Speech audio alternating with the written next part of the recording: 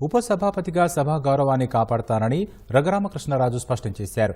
ప్రజలు ఇవ్వని ప్రతిపక్ష హోదా కోసం జగన్ మారాం చేయకుండా అసెంబ్లీకి రావాలని రఘురామ హితవు పలికారు. చిన్నపిల్లడు చందమామ కోసం మారాం చేసినట్టు ప్రజలు ఇవ్వలేదు. దానికి చంద్రబాబు నాయుడు గారు కానీ లోకేష్ గారు కానీ ఎవరైనా ఏం చేయగలరు? నాకు మైక్ ఇవ్వట్లేదు అంటే ఒకసారి వచ్చి చూస్తే కదా తెలిసి ఇది మైక్ ఇస్తున్నారో లేదో.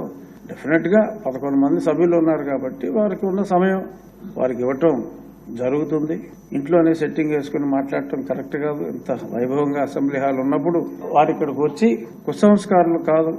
మా ముఖ్యమంత్రి వర్యులు ఇటువంటి చెత్త భాషని ప్రోత్సహించే వ్యక్తి కాదు, అగౌరవపరిచే వ్యక్తి కూడా కాదు. కాబట్టి హోదా మర్చిపోండి. ఎందుకంటే నాకు తెలిసిన న్యాయ పరిజ్ఞానంలో ప్రతిపక్ష నాయకుడు హోదా రాదు. వచ్చేయండి అసెంబ్లీకి. ఇది గౌరవ సభ. తప్పకుండా మిమ్మల్ని గౌరవిస్తాం. అంటే నా భాషలో ఎప్పుడు కూడా నేను తేడా మాట్లాడలేదు సార్ గతంలో కూడా.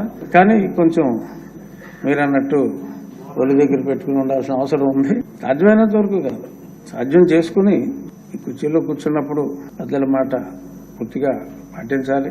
కుర్చీలో లేనప్పుడు అఫ్కోర్స్ మీడియా ముందు కాదు.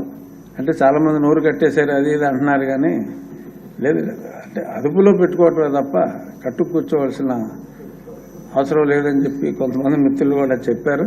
ఈ పదవి కూడా మరి నేను కోరుకున్న దేవుడు ఆయనకి ఇష్టమైన భక్తుడు చంద్రబాబు నాయుడు గారి ద్వారా నాకు అందించారని చెప్పి మనస్ఫూర్తిగా భావిస్తూ సభకు నమస్కారం.